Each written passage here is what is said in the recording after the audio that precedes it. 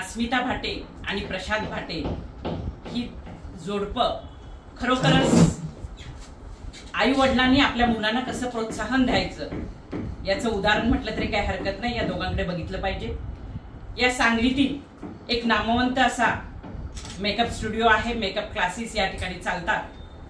तर आईचं बघून मुलगी लहानपणीच 2-2.5 वर्षाची असतानाच हातामध्ये ब्रश घेते आणि स्वतःचं स्वप्न बघते असं म्हटलं तर काही हरकत होणार नाही.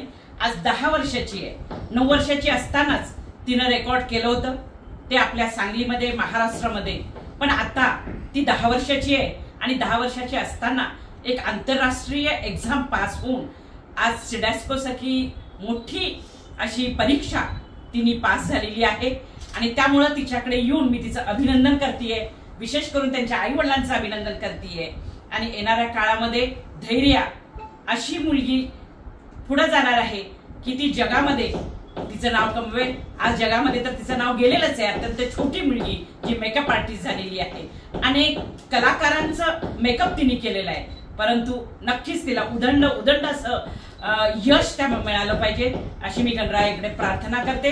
आणि आज तिचं अभिनंदन करायला मी आलेली आहे. धैर्य, तुझं हार्टली कॉंग्रॅच्युलेशन फॉर यू.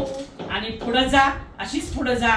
आणि आई वडिलांनी दिलेले संस्कार जपत पुढच्या मुलांना देखील, लहान लहान मुलांना, शाळेच्या मुलांना तुझं एक प्रेरणा झाली पाहिजे.